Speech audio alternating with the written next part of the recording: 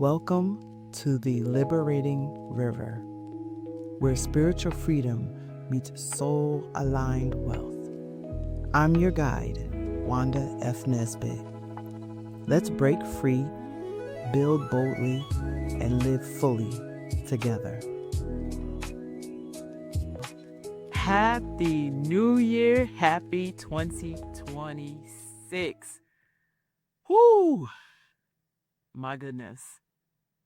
My goodness. We made it. Happy New Year. I'm in a different location. I'm in a different location because in my basement, well, it got flooded. Before, I think it was December 29th, my water heater said it didn't want to cross over into 2026. So my basement was flooded. It is still getting restored right now. They still have the fans in there. They already did the treatment. So yes, my area that I had for podcasting was taken over by water. Almost ironic. It's like it's a cleansing. It's like a do-over kind of setup situation. I'm okay. It has not stressed me out. It has not taken me to that place where it's like, oh my goodness, what in the world? No. Because what have I been saying all this time? You have to learn to flow with the water. Don't fight against the current. Don't fight against what's happening. While you're there in that trial and that tribulation, breathe. You maybe don't have time to reset yourself, but you breathe and then you allow your posture to shift to say, okay, how do I handle that? So I shifted, I pivoted, and we are here. So happy New Year, my friend. You know I got some good stuff today. You know I do. But before we get to talk about anything else, just like I had to pause, let's pause together. You know, not one of those dramatic pauses, not one of those performative pauses. Just one of those that just says, I'm real. This is 2026. No matter how you brought in 2026, just take a pause, take a moment, breathe in. Here it's cold. It is cold. I think it's down in the 20s. No, it's not in the teens yet, but it's in the 20s. It's cold enough where you need to wear a hat and some gloves. Breathe in that cold air. Allow yourself to soften. But then just remember, all you got to do is say, I'm here. You are here. No matter what, you are here. Don't ever forget that. I'm here with you. I'm gonna even add that because I'm sitting here. No matter what expenses I had to drop and will have to drop, I am here. And you can always find something to be grateful for, to be happy about. What I realize is this moment right here, between what has passed and what is unfolding, it's not about rushing forward. It's about declaration. It's not about promises. It isn't. You have to reassure yourself that it's about you being honest with you. Because you continuously making promises to keep. How many times have you had to start over? It's about just being real. Real with you. Because when you align with you, everything else will line up and come genuinely. without friction. This season is definitely about resetting, allowing yourself to reset. I didn't say start over. No, I didn't say reinvent yourself, but just filtering, clearing, refining, letting what no longer fits quietly fall away. The new year is often treated like a deadline. We know what deadlines are like. That line that's in the sand, that's definitively in the sand, a demand to be better, faster, stronger, disciplined. That's how most people bring in the new year. And I'm challenging you to do something different. Be something different. Be gentle with yourself.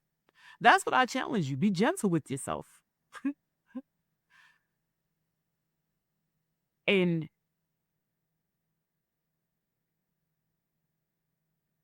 definitely don't try and be somebody else. Be you. Be authentically you. It's not about any external individual. I don't care if it's your spouse, if it's your partner, if it's your children, if it's your family. This is about being authentically you so that you can birth what you need to birth inside of you. Because every last one of us has a unique seed, have unique seeds within us that's different that nobody else can birth. It's asking you to listen more closely to who you already are. So you don't need a resolution. You need a relief. Relief from that pressure. The pressure that you put on yourself, the pressure that others put on you. That pressure from the responsibility of making sure others are happy. Because what about you?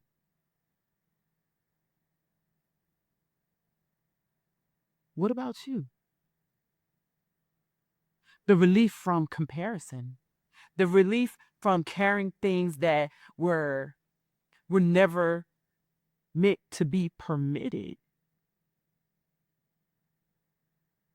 This season is not, it's not about adding weight at all. It's about putting some things down. And you already know a reset is not about shouting. It doesn't announce itself. It doesn't demand attention.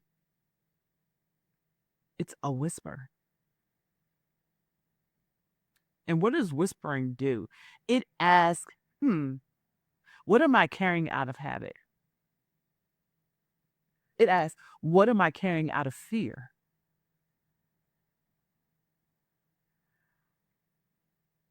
What have I normalized that actually drains me?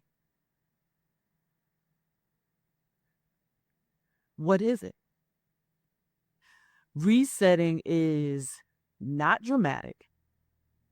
It's not dramatic. But I tell you what it is.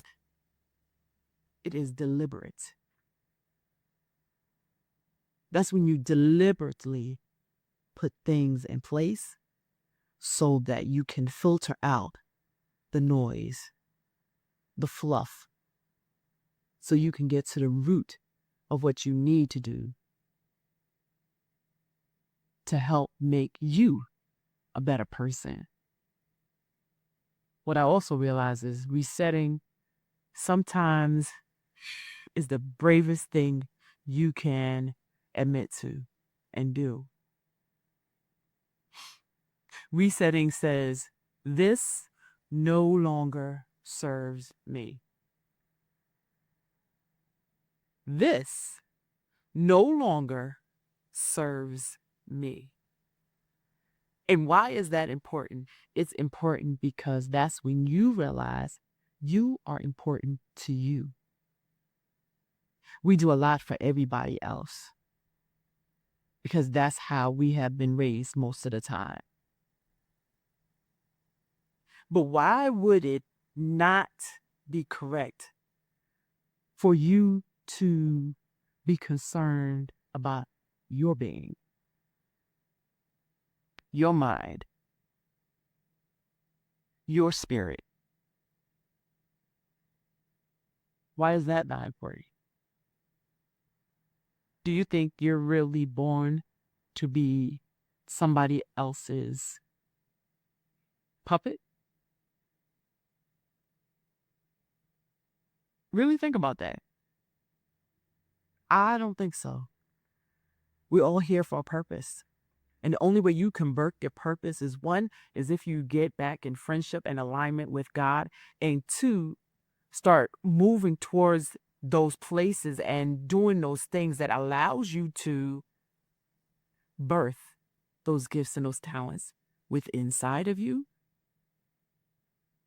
so that you can continue to learn new things. Because here's the thing about learning, right?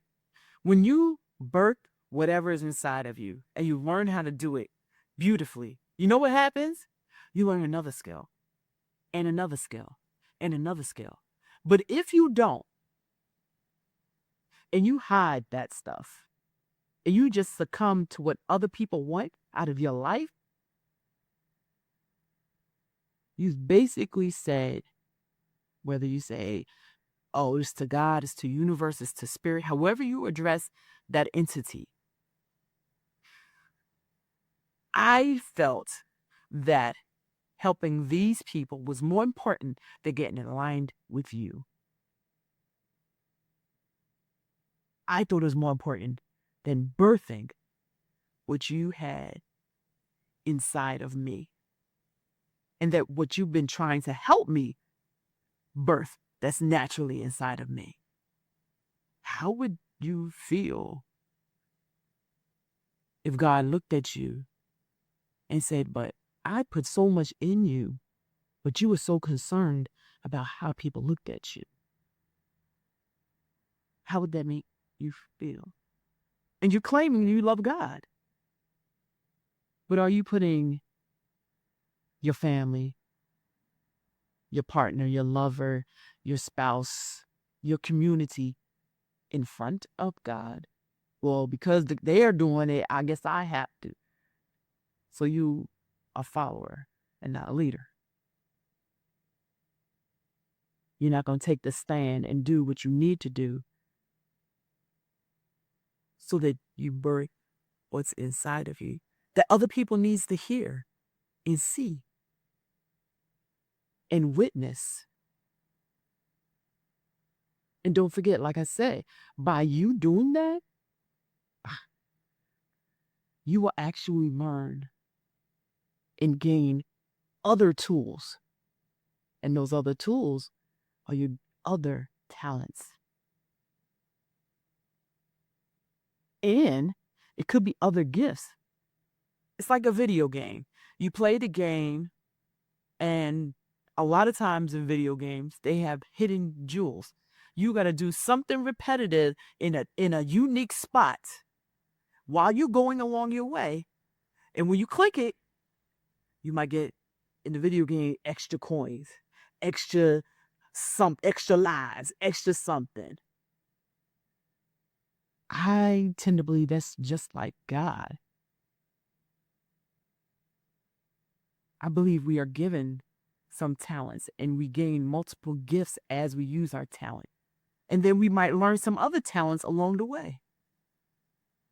But it won't start. That domino effect won't start until you what? You tap in to the talents you already have inside. And those talents inside has absolutely nothing to do with whether or not the external environment agrees. Stay tuned. To be continued, coming next week. Thanks for flowing with us on the Liberating River. Subscribe, share, and come back next week for more wisdom, wealth, and alignment. Stay free, stay grounded, stay bold.